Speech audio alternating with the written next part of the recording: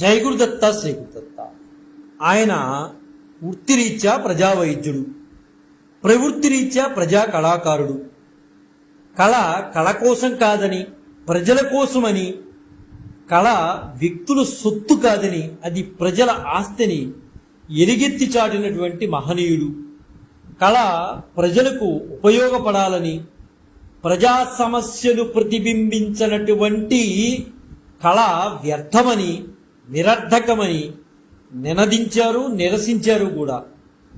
తాను జీవించింది కేవలం 49 సంవత్సరాలే అయినా ఆ స్వల్పకాలంలోనే సంచలనాత్మక కళా కార్యకలాపాలతో కళా చైతన్య దీపికగా వెలుగులు విరజమ్మారు. ప్రజా కళాకారుడుగా నాటక ప్రదర్శనలు ధనార్జనకు గాక ప్రజా ప్రబోధానికి, ప్రజా చైతన్యానికి ఉపయోగించాలని చాటి చెప్పిన మహనీయులు. తెలుగు సినిమా దర్శకుడుగా, నటుడుగా, నాటకరంగ ప్రముఖుడుగా, ఆంధ్ర ప్రజానాట్య మండలి వ్యవస్థాపకుడుగా, ప్రజా వైద్యులుగా, బహుముఖ ప్రజ్ఞాశాలిగా ఆనాటి ప్రజల మనస్సుల్లో సుస్థిర స్థానం సంపాదించుకున్న మహాకళా తపస్వి నేటి మన ప్రాతస్మరణీయులు డాక్టర్ గరికిపాటి రాజారావు గారు. వారికి నివాళులు అర్పిస్తూ వారి జీవిత విశేషాలను మనం తెలుసుకోవడానికి ప్రయత్నం చేద్దాం. కళాత్మక విలువలు వ్యక్తుల సొత్తు కాదని, సమిష్టి వ్యవస్థలోని అవస్థలను సునాయసంగా మలచడమే నిజమైన కళ అని నిరూపించి చూపించినటువంటి నిస్వార్థ పరులు డాక్టర్ గరికిపాటి రాజారావు గారు. ఆయన జీవితం ఆధునిక నాటక రంగానికి, ఔత్సాహిక నటీనటులకు ఒక ఆదర్శవంతమైందని మనం మాట్లాడుకోవచ్చు. ప్రజల్లో చైతన్యం కోసం నాటక రూపాలను విస్తృతంగా ప్రచారం చేసిన మహనీయుడు గరికిపాటి రాజారావు గారు. ప్రజానటుడిగా, దర్శకునిగా, ప్రయోక్తగా కళ కోసం కాదు ప్రజల కోసం అనే నినాదంతో నాటిక, నృత్య, సంగీత, గేయ రూపాలుగా తయారు చేసి వేలాది ప్రదర్శనలిచ్చి బహుముఖ ప్రజ్ఞాశాలిగా అందరి మనస్సుల్లో స్థానం సంపాదించినటువంటి మహనీయుడు గరికిపాటి రాజారావు గారు. ఆధునిక నాటక రంగంలో నిష్ణాతులైన స్టాన్లీ, ప్లవస్టీ, ఐజన్ స్టవ్, ఓలావ్కిన్ తదితర గ్రంథాలను పరిశీలించి గురజాడ, కందుకూరి, తాపి ధర్మారావు వంటి మహనీయుల ఒరవడిలో సముచితమైన స్థానం పొందిన మహామనీషిగా చరిత్ర సృష్టించారు గరికిపాటి రాజారావు గారు. జానపద కళలను వెలుగులోకి తీసుకొచ్చాడు. మట్టిలో నుండి మాణిక్యాలను వెలికితీసి అందరికీ పరిచయం చేసినటువంటి ప్రతిభాశాలి గరికిపాటి రాజారావు గారు. పరిజ్ఞానం ప్రాపంచికమే కళాకారులకు ముఖ్యమంటూ పాత్రల ఔచిత్యానికి స్త్రీ పాత్రకు స్త్రీలే నటించాలని ఆచరింపచేసినటువంటి మహామనీషి డాక్టర్ గరికిపాటి రాజారావు గారు. తనాపేక్షతో కాక నిర్వీర్యమవుతున్నటువంటి ప్రజానికాన్ని మేల్కొల్పేందుకు కంకణం కట్టి ప్రజల్లో చైతన్యం తీసుకొచ్చినటువంటి మనిషి మన రాజారావు గారు. మహనీయులు మద్దుకూరి చంద్రశేఖరరావు గారు, తుమ్మల వెంకట్రామయ్య గారి ప్రోత్సాహంతో సమాజం కోసం జీవితాంతం కృషి చేసి ప్రజానాట్య మండలిని బలోపేతం చేశారు రాజారావు గారు. వేలాది శాఖలు ఏర్పాటై నేటికి అవి కూడా కొనసాగుతున్నాయి. సాంస్కృతిక కార్యకలాపాలు సాగిస్తూనే ప్రజా వైద్యశాల ద్వారా పేద ప్రజలకు వేలాది మందికి ఉచిత వైద్యం చేసి పేదల డాక్టర్గా ప్రజల్లో ఒక స్థానం సంపాదించుకున్నటువంటి గరికిపాటి రాజారావు గారు సమున్నతమైన వ్యక్తి అని మనం మాట్లాడుకోవచ్చు. ఈ సందర్భంగా ఆయన 1915 ఫిబ్రవరి 5న రాజమండ్రిలో గరికిపాటి సోమయ్య దేవర, శ్రీమతి సోమలింగమ్మ అను దంపతులకు 5 మంది సంతానంలో 4వ సంతానంగా ఆయన జన్మించారు. గరికిపాటి రాజారావు గారికి అసలు పేరు రామలింగేశ్వరరావు గారు. స్కూల్లో చేర్పించేటప్పుడు కళాత్మకమైన ఆయన ముఖవర్చస్సును చూసి స్కూల్ హెడ్ మాస్టారు రాజారావు గారు ఆయన పేరును మార్చేశారు. నిజానికి ఆయన పేరు రికార్డ్స్లో వేరేగా ఉంది, కానీ రాజారావుగా ఆయన పేరు పెట్టడం హెడ్ మాస్టర్ గారు పెట్టారు. రామలింగేశ్వరరావు గారి పేరు ఉంటే దాన్ని రాజారావుగా హెడ్ మాస్టర్ గారు మార్చారు. ఆయన బాల్యము పాఠశాల విద్య అంతా సికింద్రాబాద్లోనే గడిచిందండి. రాజారావు గారి తండ్రి అక్కడ లాలాగూడ సికింద్రాబాద్లో వర్క్షాప్లో సూపర్వైజర్గా ఉద్యోగం చేసేవారు. మేనమామ డాక్టర్ సుబ్రహ్మణ్యం గారు విజయనగరంలో ఉండేవారు. ఆయన అక్కడ కళాశాలలో లెక్చరర్గా పనిచేస్తూ ఉండేవారు సుబ్రహ్మణ్యం గారు. ఆయన పిహెచ్డి కూడా చేశారండి. అంతేకాదు ఆయన ఎంత గొప్ప మనిషి అంటే సివి రామన్ గారి యొక్క సహాధ్యాయి కూడా ఆయన. పాఠశాల విద్య తర్వాత రాజారావు గారు మేనమామ దగ్గర నుండి చదువుకోవడానికి విజయనగరం వచ్చేసారు. అక్కడ ఎస్ఎల్సిసి వరకు కూడా చదువుకున్నారు. అక్కడ జరిగే హరికథలకు ఎప్పుడు కూడా హాజరవుతూ ఉండేవారు రాజారావు గారు. అంటే ఆయనలో నటన మీద నాటక రంగం మీద ఆసక్తి ఎక్కువగా ఉండేది. హరికథా పితామహుడు అయినటువంటి మహానుభావుడు ఆదిపట్ల నారాయణదాసు గారి హరికథకు ఒకరోజు రాజారావు గారు హాజరయ్యారు. దాసు గారి పాటలకు పద్యాలకు చూసి ఆకర్షితులైపోయాడు. హరికథా పితామహుడు ఆదిపట్ల నారాయణదాసు గారు పద్యాలు పాడుతుంటే అసలు ఒళ్ళు రెక్కపొడుచుకునేది రోమాలంతా కూడా. అంత ఇదిగా మన రాజారావు గారు లీనమైపోయేవాడు. పైగా దాంతో పాటుగా ఏం చేసేవాడంటే ఈయన ఆదిపట్ల నారాయణదాసు గారు స్టేజ్ మీద పద్యాలు పాడుతుంటే ఈయన కింద డాన్స్ చేసేవాడు, నర్తించేవాడు దానికి తగ్గట్టుగా లయబద్ధంగా. అది చూసి నారాయణదాసు గారు ఆశ్చర్యపోయి, నాయనా నువ్వు గొప్ప కళాకారుడు అవుతావు అని ఆ రోజుల్లో ఆదిపట్ల నారాయణదాసు గారు ఆశీర్వదించారు రాజారావు గారిని. సరే, విజయనగరంలో ఎస్ఎస్ఎల్సి పూర్తి చేశాక సికింద్రాబాద్ లాలాగూడలో వర్క్షాప్లో గుమాస్తా ఉద్యోగంలో చేరారు మన రాజారావు గారు. సరే, అదే సమయంలో నాగేశ్వరమ్మ గారితో వివాహం జరిగింది మన రాజారావు గారికి. ఆమెది విజయనగరం. ఆ విజయనగర పరిసర ప్రాంతాల్లోనూ ఉండేవారు నాగేశ్వరమ్మ గారు. సరే, 3-4 సంవత్సరాలు ఆ వర్క్షాప్లోనే పనిచేశారు అనుకోండి మన రాజారావు గారు సికింద్రాబాద్లో. అయితే పై అధికారులు ఒత్తిడి భరించలేక రాజారావు గారు ఆ ఉద్యోగానికి రాజీనామా చేశారు. స్వతంత్రంగా పనిచేసుకుని విద్య కోసం మద్రాసు చేరుకున్నారు. నేను ఇక్కడ ఫెయిల్ అయిపోతున్నాను, నేను స్వతంత్రంగా పనిచేసుకోవాలని చెప్పేసి ఆయన మద్రాసు వెళ్ళిపోయారు. 22 ఏళ్ల వయసులో LIM అనే మెడికల్ కోర్సులో చేరారు. అయితే ఇప్పటి MBBSతో సమానం అండి అది LIM అనేది. అయితే మద్రాసులో చదువుతున్న రోజుల్లో పుచ్చలపల్లి సుందరయ్య గారి సోదరుడు రామచంద్రారెడ్డి గారితో స్నేహం ఏర్పడింది. ఆ స్నేహం ఫలితంగానే ఆయనలో అంటే రామచంద్రారెడ్డి గారికి వామపక్ష భావజాలం ఎక్కువగా ఉండేది. సరే, ఆయనతో ఎప్పుడైతే స్నేహం ఏర్పడిందో రామచంద్రారెడ్డి గారితో, పుచ్చలపల్లి రామచంద్రారెడ్డి గారితో వామపక్ష భావజాలంపై ఈయన కూడా నడకలు సాగించాడు. సరే, క్విట్ ఇండియా పిలుపుతో భారత స్వాతంత్ర పోరాట జ్వాలలు ఒకవైపు, ప్రజలను కలవరపరిచే శిక్షణలో విరుచుకుపడుతున్న హిట్లర్ ఫ్యాసిజం ఇంకోవైపు, బెంగాల్ మరుభూమిగా మలిచిన బెంగాల్ కరువు మరోవైపు, దేశంలో అనేక సంస్థల్లో రగులుతున్న ఉద్యమాల వెల్లువ, తెలంగాణపై నిజాముకు వ్యతిరేకంగా సాగుతున్న సమరం, ఆ పోరాటాల కాలంలో ఒక సాంస్కృతిక సంఘాన్ని ఏర్పరచుకోవాల్సిన అవసరాన్ని గుర్తించినటువంటి మహనీయుడు డాక్టర్ గరిగిపాటి రాజారావు గారు. ఆ సంక్షోభాలన్ని మధ్యలో ఆయనకు ఒక ఆలోచన వచ్చింది. ఒక సాంస్కృతిక సంఘాన్ని ఏర్పరచాలి, వీటినన్నిటినీ అడ్డుకోవాలి, జనంలో చైతన్యం తీసుకురావాలి అనే ఉద్దేశంతో గరికపాటి రాజారావు గారు ఒక సాంస్కృతిక సంఘాన్ని ఏర్పాటు చేయాలని ముందుకు సాగాడు. 1943లో బొంబాయిలో జరిగిన అఖిల భారత అభ్యుదయ రచనల సంఘ మహాసభల్లో ఆంధ్ర ప్రతినిధిగా హాజరై అక్కడే ఏర్పడ్డ ఇష్టా అంటే IPTAకు అఖిల భారత కార్యదర్శుల్లో ఒకరుగా నియమించబడ్డారు మన రాజారావు గారు. వెంటనే రాష్ట్రంలో కూడా ఆంధ్ర ప్రజానాట్య మండలి ఏర్పరిచి తొలి కార్యదర్శిగా నియమితులయ్యారు. అంటే ఆయన ఏదైతే మనసులో ఉద్దేశం పెట్టుకున్నాడో ఆ ఉద్దేశాన్ని నెరవేర్చుకున్నాడు. అంటే ప్రజానాట్య మండలి పెట్టాలి అని అనుకున్నాడు. ఖచ్చితంగా ఈ సమస్యలన్నిటికీ చెక్ పెట్టాలంటే ప్రజానాట్య మండలి ఉండాలి, జనం మనస్సు వరకు చేరాలి, పై తప్పిదాలు ఎక్కడెక్కడ ఏవైతే జరుగుతున్నాయో వాటిని నాట్యపరంగా పాటల పరంగా జనం దృష్టికి తీసుకురావాలి అని ప్రజానాట్య మండలిని ఏర్పాటు చేశాడు. దానికి కార్యదర్శిగా నియమితులయ్యాడు. విద్యార్థి దశలోనే విచిత్ర వేషాలు వేసిన అనుభవం, మద్రాసులో చదువుతున్నప్పుడు తోటి విద్యార్థులతో నాటకాలు వేయించిన అనుభవం ప్రజానాట్య మండలిని ముందుకు సాగించడానికి ఉపయోగపడింది ఆయనకి. ఆ తర్వాత ప్రజానాట్య మండలి చరిత్రలో అనేక రకంగా పెనవేసుకుపోయిందనే చెప్పుకోవాలి.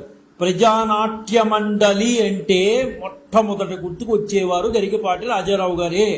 తెలంగాణ సాయుధ పోరాటంలో ప్రజానాట్య మండలిది ఒక ఉజ్వల చరిత్రగా మనం మాట్లాడుకోవచ్చు. తెలంగాణ సాయుధ పోరాటం ఎంత ఎత్తైతే ఉందో అందులో ప్రజానాట్య మండలి యొక్క తీరు కూడా అంతే ఉంది. అంటే ప్రజానాట్య మండలి లేకుండా మనం ఊహించలేము అక్కడ గరికపాటి రాజారావు గారు లేని పరిస్థితిని. ఒక తెలుగు నేల కళారూపాలతో కథం తొక్కిన అపురూప సంఘటనది. వ్యక్తులై శక్తులై ఊళ్ళన్నీ ఊగి సాగిన వేళ ముందు పీఠాన నిలిచిన వారు రాజారావు గారు. ప్రజానాట్య మండలిలో ముందు ఆయన నిలిచి జనాన్ని కూడగట్టాడు.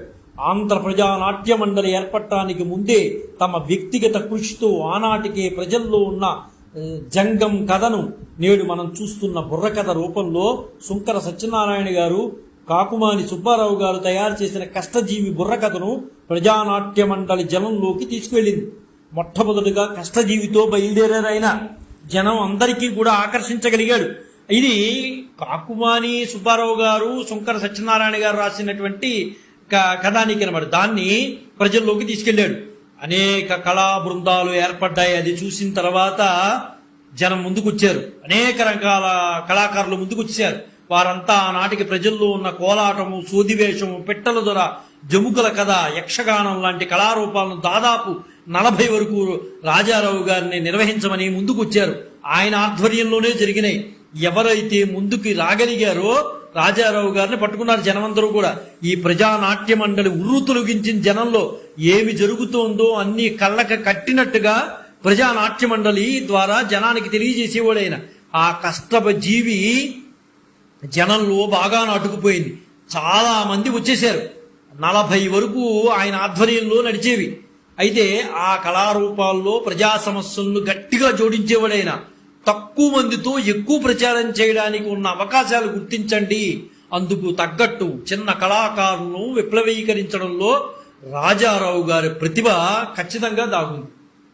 ఆయన దర్శకత్వంలో రూపొందించినటువంటి మా భూమి ఇది హైలైట్ అండి. నిజంగా చెప్పుకోవాలంటే మా భూమి అనేది, ఈ మా భూమి నాటకాన్ని రాష్ట్ర దళంతో పాటు ప్రతి జిల్లాలోనూ దాదాపు 10 మంది వ్యక్తులు ప్రదర్శించారు. అయితే అప్పటి ప్రభుత్వం ఇది చూసి భయపడిపోయింది. రాజారావు గారు ప్రవేశపెట్టినటువంటి మా భూమి నాటకాన్ని వెంటనే నిషేధించింది. ఒక సైనికుడిగా కళాకారులను తయారు చేస్తూనే వీరనారి, వీర కుంకుమ లాంటి నాటకాలు ఆయన రాశాడు. అనేక కళాకారులను తయారు చేశాడు ఆయనకులాగా. మా భూమి, పరివర్తన, పోతుగడ్డ, సీతారామరాజు వంటి నాటకాలకు ఆయన దర్శకత్వం వహించాడు.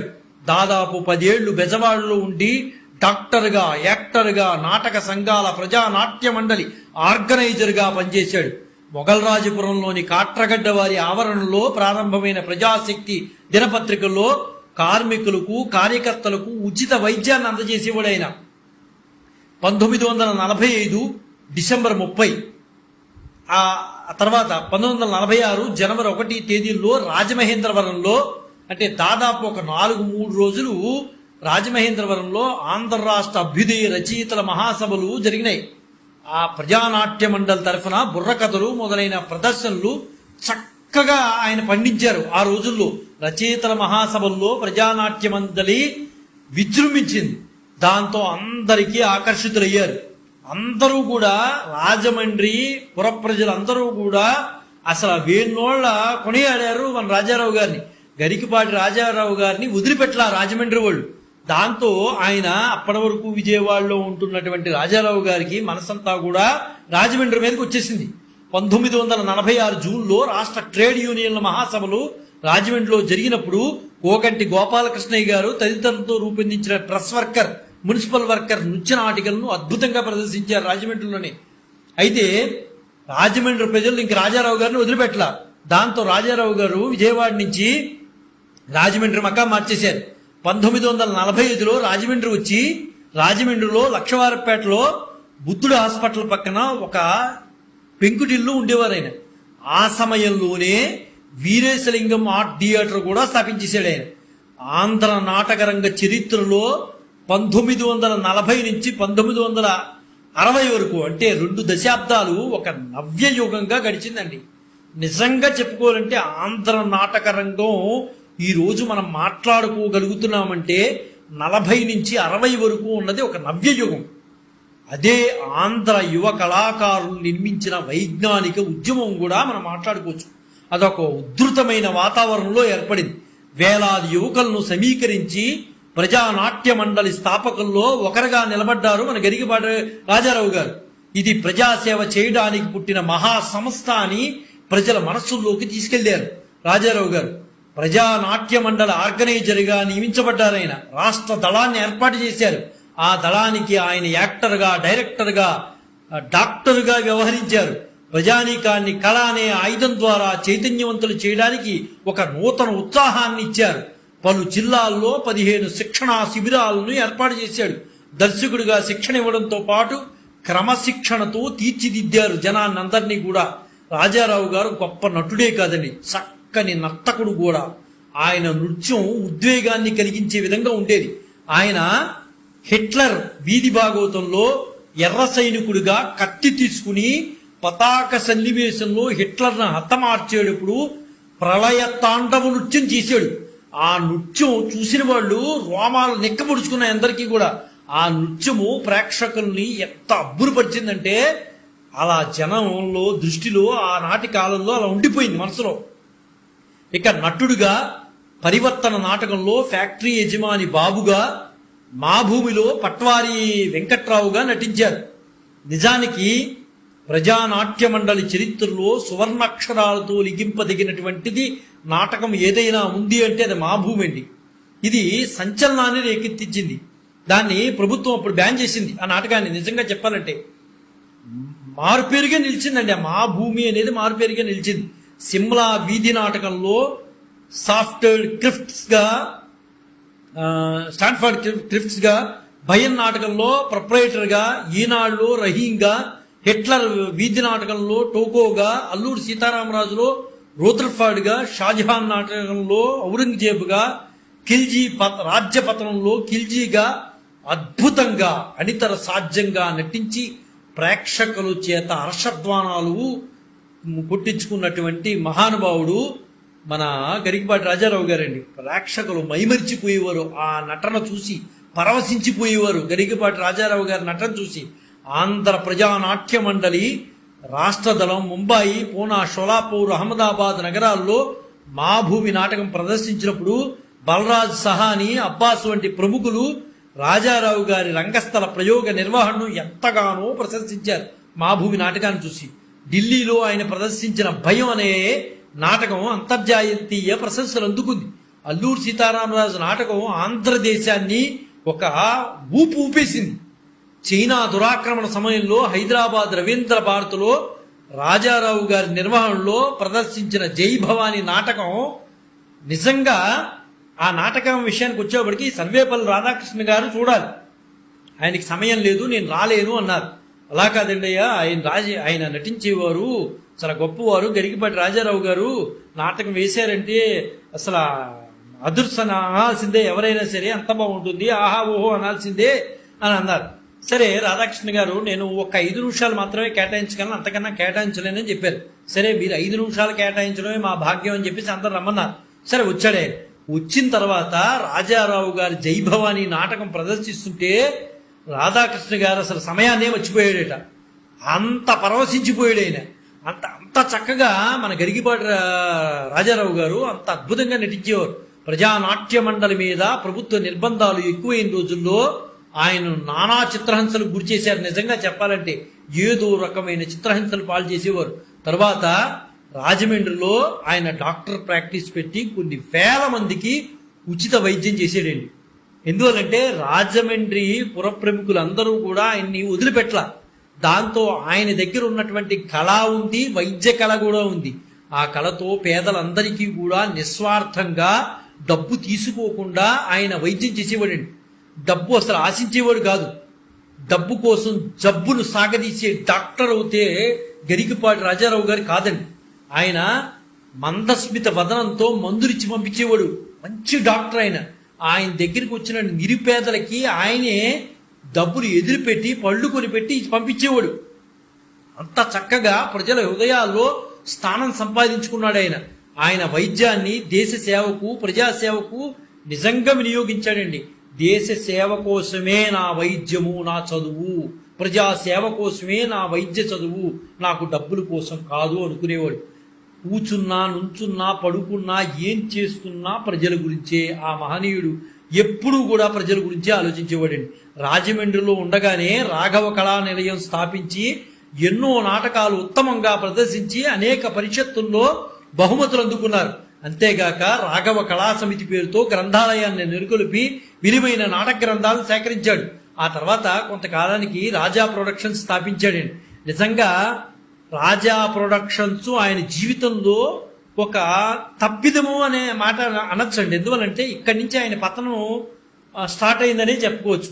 రాజా ప్రొడక్షన్స్ స్థాపించి పుట్టిల్లు చిత్రాన్ని స్వీయ దర్శకత్వం నిర్వహించాడండి. అంతవరకు ఒక వెలిగినటువంటి గరికపాటి రాజారావు గారు రాజా ప్రొడక్షన్స్ స్థాపించిన తర్వాత అక్కడి నుంచి ఆయన డౌన్ ఫాలింగ్ మొదలైందండి. అక్కడ అందులో ఈ పుట్టిల్లు సినిమా తీసేటప్పుడు హీరోయిన్గా ఎవరిని పెట్టాలి అని గరికపాటి రాజారావు గారికి ఆలోచన వచ్చింది. అయితే చాలా మందిని చూశాడు. ఆయనకి ఒక పట్టాన్ని నచ్చేది కాదు. ఎందువల్లంటే ఆయన అద్భుతమైన కళాకారుడు. ఆ సినిమాలో గొప్పగా పండాలనుకునేవాడు. పుట్టిల్లు సినిమాలో హీరోయిన్గా కొంత డ్యాన్స్ వచ్చి ఉండాలి అనుకునేవాడు. అంటే అప్పుడు రాజారావు గారికి ఎవరో చెప్పారు, ఏమండి దుగ్గిరాల్లో ఒక అమ్మాయి ఉంది, ఆ అమ్మాయి బాగా డ్యాన్స్ చేస్తుందంట, ఇప్పటికే 4-5 ప్రోగ్రాంలు కూడా ఇస్తోంది అమ్మాయి బయట, ఆ అమ్మాయి గురించి మేము ఎంక్వైరీ చేసాము, మీరు ఓకే అంటే ఆ అమ్మాయిని మేము పిలిపిస్తాము అని. సరే అర్జెంటుగా అమ్మాయిని పిలిపించండి అన్నాడు రాజారావు గారు. వెంటనే ఆ అమ్మాయిని పిలిపించారు. ఆ అమ్మాయి వచ్చింది. చాలా సన్నగా ఉంది అమ్మాయి. 4-5 ఫోటోలు తీసారు అమ్మాయికి. తీసి అప్పుడు అన్నారు, చూడ్డానికి ఆ అమ్మాయి హిందీ యాక్టర్ నర్గీస్ లాగా ఉందయ్యా, సరే ఆ అమ్మాయిని సినిమాలో బుక్ చేయండి అన్నారు. ఆ అమ్మాయి ఎవరో కాదండి, ఆనాటి చిత్రాల కోసం వెయిట్ చేస్తున్నటువంటి ఒక వర్ధమాన తార. ఆమె దినదినాభివృద్ధి చెంది ఒక గొప్ప తారగా వెలిశారు. ఆవిడే జమున గారు. జమున గారిని తీసుకొచ్చినటువంటి మహనీయుడు డాక్టర్ గరికపాటి రాజారావు గారే. పుట్టిల్లు సినిమా ద్వారా జమున గారిని, పెరుమాళ్ గారిని, కుటుంబరావు గారిని, అల్లు రామలింగయ్య గారిని వంటి మహానటుల్ని పరిచయం చేశాడు. తాతినేని చలపతిరావు గారిని అనేక రకాలమైన సంగీత దర్శకులుగా తెలుగు తెరకి పరిచయం చేశాడు. అలాగా రాజారావు గారు ఎంతో గొప్ప గొప్ప కళాకారుల్ని తెలుగు నాట పరిచయం చేశాడండి. తెలుగు సాంఘిక నాటక రంగంలో దర్శకుడు అనే పదానికి కొత్త గుర్తింపును, గౌరవాన్ని తీసుకొచ్చిన వాడు ఎవరయ్యా అంటే డాక్టర్ గరికపాటి రాజారావు గారే. నాటక ప్రదర్శనలో పాత్రల కదలికలు, హావభావాల వ్యక్తీకరణకు రంగస్థలంపై circular movement, parallel movement, angular మూమెంట్లను తొలిసారిగా ప్రవేశపెట్టాడండి. అసలు అంతవరకు ఈ మూమెంట్లు ఎవరికి తెలియవు. Circular movement, parallel movement, angular movement, ఈ parallel movement, angular movement, circular movement ఎవరికి తెలియదు. అంతవరకు తొలిసారిగా ప్రవేశపెట్టినటువంటి దర్శకుడు ఖచ్చితంగా గరికపాటి రాజారావు గారిని మనం చెప్పుకోవచ్చండి. నాటక రంగ ప్రయోగ శిక్షణాలయాన్ని నడిపాడు ఆయన రాజారావు గారు. పరితాపము, వీరనారి అనే నాటకాలను రచించారు ఆయన. కొన్ని ప్రబోధ గీతాలను కూడా, గేయాలను కూడా రాశాడు అనుకోండి. అదేవిధంగా చిన్న చిన్న కథలు కూడా రాశాడు. ముఖ్యంగా ఏంటంటే ఏకపాత్రాభినయాలు రాశాడండి. చాలా అద్భుతంగా ఉంటుంది. అనేక పత్రికల్లో నాటక ప్రయోగాల మీద వ్యాసాలు కూడా రాసేవాడు ఆయన.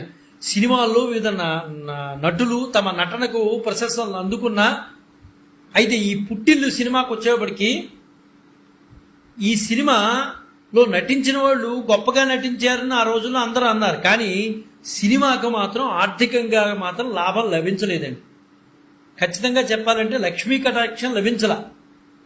అందరికీ పేరు ప్రఖ్యాతులు వచ్చినాయి. అందులో నటించిన వాళ్ళందరూ సూపర్గా నటించారు అన్నారు. కానీ సినిమాకు మాత్రం ఆర్థికంగా కలెక్షన్స్ రాలా. దాంతో రాజారావు గారు ఆర్థికంగా దెబ్బతిన్నారు. నిజంగా ఆయన ఫెయిల్యూర్కి మొదటి కారణం రాజా ప్రొడక్షన్స్ స్థాపించి అందులో పుట్టిల్లు సినిమా తీయడమే. దాంతో అప్పుల పాలైపోయాడండి. కానీ వృత్తిరీత్యా అప్పటి వరకు ఎంతో సంపాదించినటువంటి రాజారావు గారు ఒక్క సినిమాతో కోలుకోలిపోయాడు. కానీ వృత్తిరీత్యా వైద్యుడైన రాజారావు గారు సంఘసేవ మాత్రం ఆపలేదండి. ఆ దెబ్బ గట్టిగా దిగిలింది పుట్టిల్లు సినిమాతో. ఆయనకి అప్పుల పాలైపోయాడు. ఎంత డబ్బు పెట్టాడు ఆ రోజుల్లో, అంత డబ్బు కూడా నీళ్ల పాలైపోయింది. పేదవారికి అయినా ఆయనలో ఎక్కడా కూడా భయం అనేది లేదు పేదవారికి. ఆయన వచ్చిన వైద్యంతో ఉచిత వైద్యం చేస్తూ ఉండేవాడు. అప్పటికి పోనీ నష్టపోయాను కదా, డబ్బులు తీసుకోవచ్చు కదా అన్న ఆలోచన కూడా లేదండి. పేదవారికి ఎప్పుడు ఉచితంగానే వైద్యం చేసేవాడు. ఎంతమంది లైన్లో నుంచి వైద్యం చూపించుకుని వెళ్ళేవారో రాజారావు గారి దగ్గర. ఆ తర్వాత ఈయన 1962లో విడుదలైన ఆరాధన వంటి సినిమాల్లో చిన్నా చితక పాత్రలు కూడా పోషించాడు. బాగా చితికిపోయిన తర్వాత ఆయన చిన్నా చితక పాత్రలు వేసాడు. మాటలు రాని వేషాలు కూడా నటించాడు ఆయన. ఒకానొక దశలో ఒక మంచి గొప్ప స్థానాన్ని పొందినటువంటి గరికపాటి రాజారావు గారు మాటలు లేని పాత్రలు కూడా వేయాల్సిన రోజులు వచ్చినాయండి. ఆరాధనలో రాజశ్రీ గారికి తండ్రి షావుకారు పాత్ర వేసాడండి. అంటే ఆయన స్థితి ఏ స్థితికి అయిపోయిందో ఒకసారి ఆలోచించండి. జై భవాని నాటకాన్ని ప్రదర్శించే సమయంలో ఆయనకి గుడ్డుపోటు రావడంతో తీవ్ర అస్వస్థులయ్యారండి ఆయన. అదే సమయంలో దేవుడు చేసిన మేలు చిత్రాన్ని నిర్మించిన ఆర్థిక కారణాల వల్ల ఆ చిత్రం విడుదల కాలేదు. అంటే ఒకసారి స్ట్రోక్ వచ్చింది ఆయనకి. సరే, ఆయన పట్టించుకోలేదు దాన్ని. మానసికంగా అయితే మాత్రం బాగా కుంగిపోయాడండి. ఎవరికి కూడా చెప్పేవాడు కాదు ఆయన. అయితే సెప్టెంబర్ 8, 1963 అంటే సరిగ్గా ఇదే తేదీ అండి. గరికపాటి రాజారావు గారి పెద్దబ్బాయి పృథ్వీరాజు హైదరాబాద్ నుంచి తన తండ్రి ఉండే ఆసుపత్రికి చేరుకున్నారు. సరే, రాజారావు గారికి హార్లిక్స్ తాగుతూ 3 కొడుకుల్ని చూశారు. తనకు బాగానే ఉందని, అంటే హార్ట్ స్ట్రోక్ వచ్చింది కదండి, హాస్పిటల్లో జాయిన్ చేశారు. తనకు బాగానే ఉంది, మీరు వెళ్ళి స్నానాలు చేసిరండి, అందరినీ ఇంటికి పంపించాడు ఆయన. ఈలోగా ఆయన్ని చూడటానికి డాక్టర్ గారు గాలి బాలసుందరరావు గారు వచ్చారు. ఆ డాక్టర్ గారితో పాటు నర్సులు, మిగతా కాంపౌండర్లు వీళ్ళందరూ కూడా వచ్చారు. వచ్చిన రాజారావు గారిని పరీక్ష చేస్తున్నాగా మరోసారి రాజారావు గారికి గుండెపోటు వచ్చింది. అంటే ఆయన అంతా కూడా ఆయన మనసులోనే పెట్టుకునేవాడు, ఎవరికి చెప్పేవాడు కాదండి. ఆర్థికంగా బాగా చితికిపోయాడు ఆ పుట్టిల్లి సినిమా తీసిన తర్వాత. అది మైండ్లో ఎక్కువగా ఉంది ఆయనకి.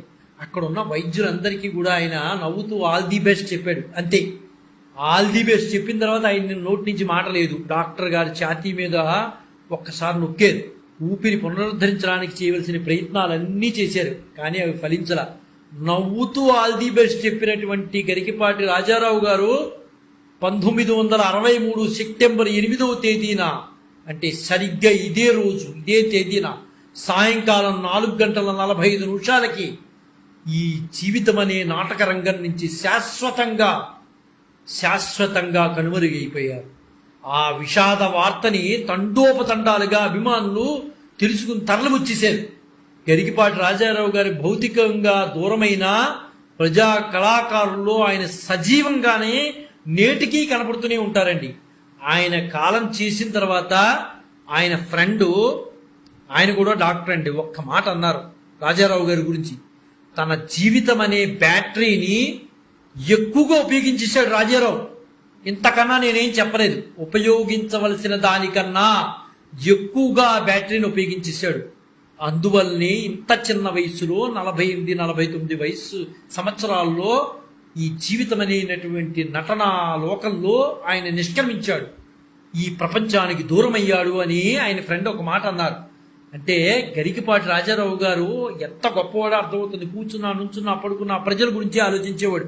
ఆయన ఏమవుతున్నాను, నేను ఏం జరుగుతోంది, నాకేం జరుగుతోందని కూడా ఆలోచించేవాడు కాదండి. కనీసం ఇంట్లో పరిస్థితులు కూడా ఆలోచించేవాడు కాదు. మహాతల్లి నాగేశ్వరమ్మ గారే పిల్లల్ని అందరూ కూడా సాకేవారు, ఆవిడే. ఈయన అంతా ప్రజలే, ఏమున్నా ప్రజలే. అందుకనే గరికపాటి రాజారావు గారంటే మానవత్వం, గరికపాటి రాజారావు గారంటే దయాద్ర హృదయం, గరికపాటి రాజారావు గారంటే ప్రజాసేవకుడు, గరికపాటి రాజారావు గారంటే నిఖార్సైన కమ్యూనిస్టు, గరికపాటి రాజారావు గారంటే లోకోద్ధారకుడు. ఇంకెంతకన్నా మాటలు లేవండి. రాజారావు గారు పడుకున్నా, కూర్చున్నా, నుంచున్నా, ఏం చేస్తున్నా చివరికి ఇంట్లో వాళ్ళ కుటుంబ సభ్యులు కూడా ప్రజల గురించే, ప్రజల జీవితాల గురించే ఆలోచించేవాడు. ఇంకో మాట అనేది లేదు. ప్రజల గురించి, ప్రజల జీవితాల గురించి తపన పడినటువంటి నిజమైన హీరో గరికపాటి రాజారావు గారండి. పుట్టిల్లి సినిమా వల్ల చాలా దెబ్బతిని కుటుంబం ఇబ్బంది పడితే ప్రజలు అండగా నిలిచి ఆయన ఆదుకున్నారంటే వారి గొప్పతనం ఏంటో మనకు అర్థమవుతుంది. ఇప్పుడు తెలుగు చిత్రసీమలో ఘోరంగా దెబ్బతిన్న సినిమా ఆ రోజుల్లో ఏదన్నా ఉంది అంటే భారీ బడ్జెట్ సినిమా, కానీ ఘోరంగా దెబ్బతింది. ఆ సినిమాయే పుట్టిల్లు. నిజానికి ఎవరైనా చిత్రసీమలో పుట్టిల్లు గొప్పతనాన్ని పుట్టిల్ని ఆదర్శంగా తీసుకోకుండా చెప్పకుండా మరి ఏ సినిమా గురించి మాట్లాడే సాహసం ఏ దర్శకుడికి ఏ నిర్మాతకి లేదండి. ఆ పుట్టిల్లు గురించి మాట్లాడాల్సిందే.